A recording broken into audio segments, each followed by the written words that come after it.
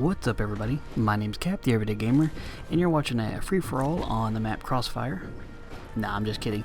This is not a Call of Duty game. This is called Sniper Elite version 2, and what you just saw, that super duper animated kill cam thing with a sniper rifle, is one reason why this game is so awesome.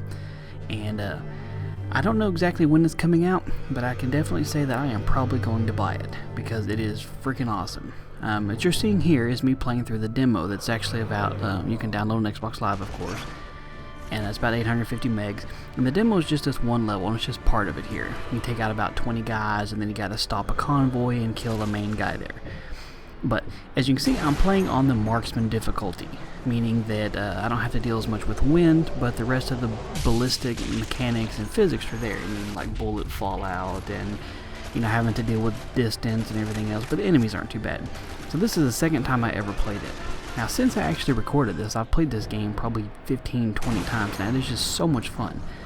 And when I've been playing it lately, I'm trying to play it on the Elite Sniper difficulty, meaning that there is no aim assist, a little red dot that pops up when you hold your breath, and you do actually have to deal with wind, and more bullet mechanics are there. But anyway, I recorded this video. This is a full playthrough of everything you can do on the demo.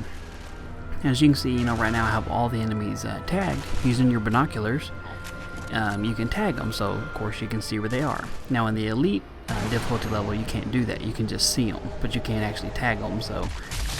But that right there is just so cool, man. That is one thing that keeps me coming back. It's just to be able to quick fire, and you know that as soon as you see that animation, that it's going to be an instant kill, and just to see it actually bullet travel. Now you'll see as I'm playing through this, you're going to see quite a few times when I have just some really bad aim, and I'm basically just, you know, spamming the trigger trying to get a kill before they run away, and then other times you'll see me scope in real quick, kind of, not a quick scope, but more like a drag scope basically, where I just get lucky. And I was trying to do as much as possible without holding my breath. When you hold your breath, it steadies the scope and it zooms in, and you can see the little red dot thing showing where the bullet's actually going to go. So I tried as much as possible to shoot and fire my weapon without actually holding my breath, so it was just me aiming basically. And that's what actually made it a challenge. And, you know, playing on the Elite mode, I'm trying to get through from start to finish without just like a one-shot kill basically. And I'm also trying to see if I can get some sort of collateral. See, that was one of those quick shots. Zoomed in, didn't hold my breath, fired, and boom, he was dead. Now, one of the only things that I consider to be a drawback, and that's in big quotation marks, of this game, is that it's a World War II setting basically. So you're using World War II style weaponry. Like right now I'm using an old Springfield and an M1903 basically, a little 5-round you know, sniper rifle basically. But you know, one of the things I've always wanted to do is to be able to fire a real sniper rifle, or at least simulate a real sniper rifle from a long distance there. I mean, to be able to get like a modern day Barrett 50 cal with a high-end optic scope and try and go for a shot at like 1,000 meters, that just sounds really cool, like something I really want to do, but I'm not going to. Especially in this game, because it's World War II setting. So you're not going to have any of those advanced optics and being able to shoot somebody from, you know, nearly a mile away and stuff. Now you can still get some pretty long shots, but it's never going to be anything dramatic since it's a World War II setting. Now here, you know, one of the things they recommend is to just take this guy out. But for some reason he didn't see me, so I decided to take the only use me blade route and just stab him in the neck. Yeah, take it. And that's something else too, is that you can loot the bodies in the game. See, I picked up some rifle ammo there. You can pick up the bodies and move them, so you can hide your cover. So I'm thinking, you know, come full game mode and stuff, that's going to be a really important strategy to, you know, maintain cover. See, I'm still using the tagging thing. I know there's some guys down the street here and there, and so, you know, that way I can at least see where they are. That's the big thing, is just making sure I know where they are, because they like to try and ambush you. And there's a few parts of the stage like you're about to see when it's just, the way I played it was quite a bit slower. Now, the way I've been playing it since then is more run and gun.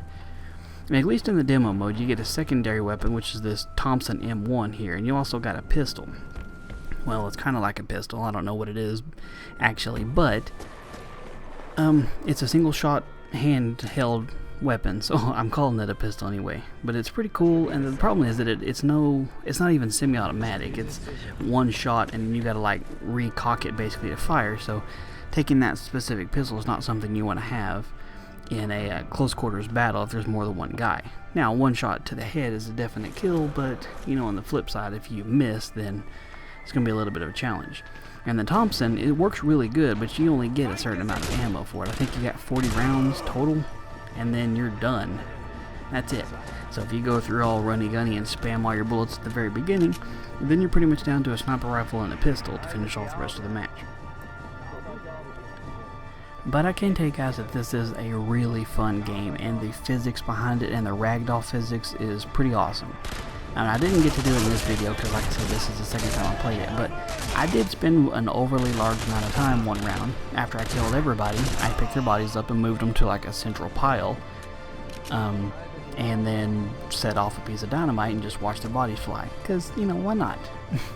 That's something else is you're given, you can throw rocks to kind of distract them, which is pretty cool little sniper technique. You got dynamite, you got a tripwire claymore sort of thing you can set for, you know, as a trap basically, just to remove some of the ground forces coming after you. And then you're going, and part of the mission is you actually pick up explosives like handheld throwing grenades and like C4 satchels basically, which is what you're pretty much doing here. So as you can see, I'm making quick work of these 3 guys here. There's 2 down to my last 13 bullets here, and I managed to take out this last guy there. So I ended up, I got 4 total rounds left for this M1. So it's not going to do me much good from this point forward. But I got some dynamite, I'm just kind of looting through the bodies here and there. But at this point in the game, all I have to do is collect the explosives, and then I'm setting up a demolition trap for a convoy that's going to be coming through pretty soon. That's the objective. It's going to be a convoy, some, I'm assuming, Russian scientist basically who's really good with missiles, or who's apparently a threat, or he's a chemist, or something like that. You know how typical war stories kind of thing, trying to take out the bad guy before he blows up a big area. So I'm going all sneaky Pete through this map, and you know, get ready to set the first set of explosives right here, and you know, this is the first point of where the convoy is going to come through, so I'm kind of getting it laid up here. And then I know that you know, from the first time I played through, that I got 3 guys down here. So I was going to go ahead and tag them so I can keep track of them, because they start off way down there, and you know, it makes it a little bit hard to figure out where they go when there's all these buildings and stuff they can duck in. So it's a nice tip if you're not playing on pro, just to go ahead and tag them so you always know where they are. And you know, those guys are eating lunch, so I'm gonna go ahead and disturb their nice peaceful little slender and just call it good. But I couldn't see the other guy, so I'm just like, oh, screw it, I'll shoot this first guy and then hopefully I can take out the second guy.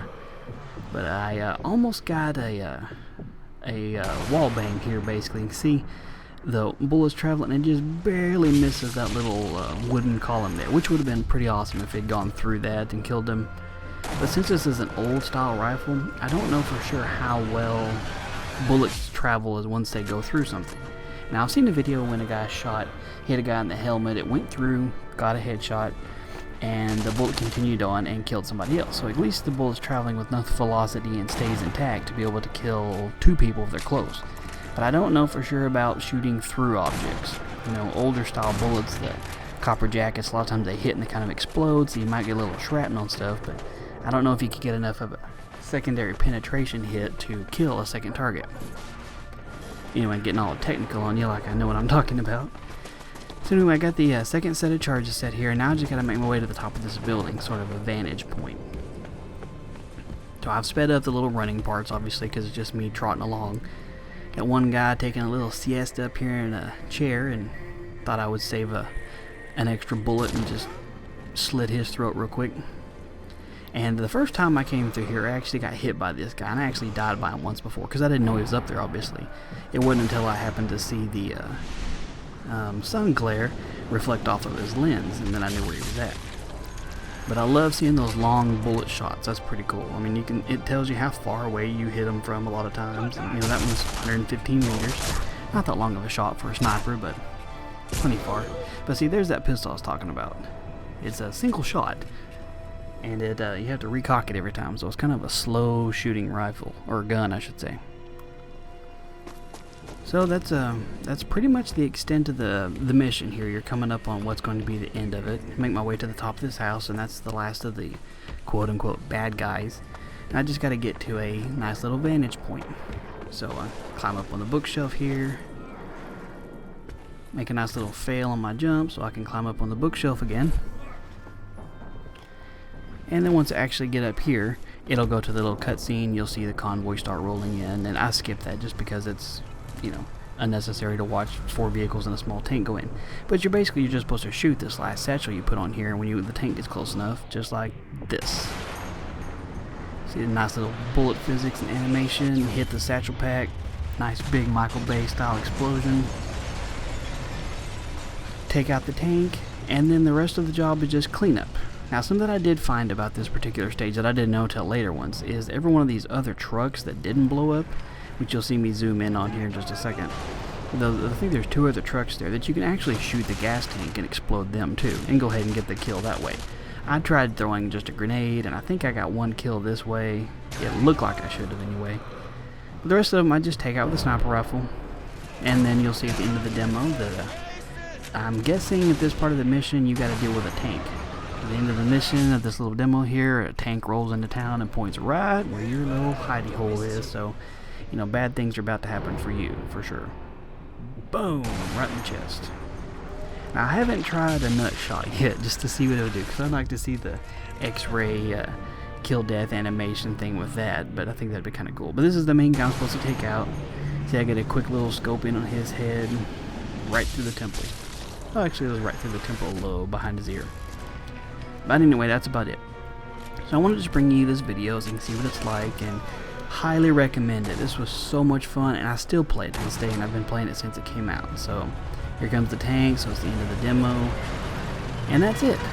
But I've played it a bunch of times, and I highly recommend it. So hope you guys liked the video. Let me know what you think. Leave a thumbs up if you like the video, of course, and appreciate you guys' time, and y'all have a good one.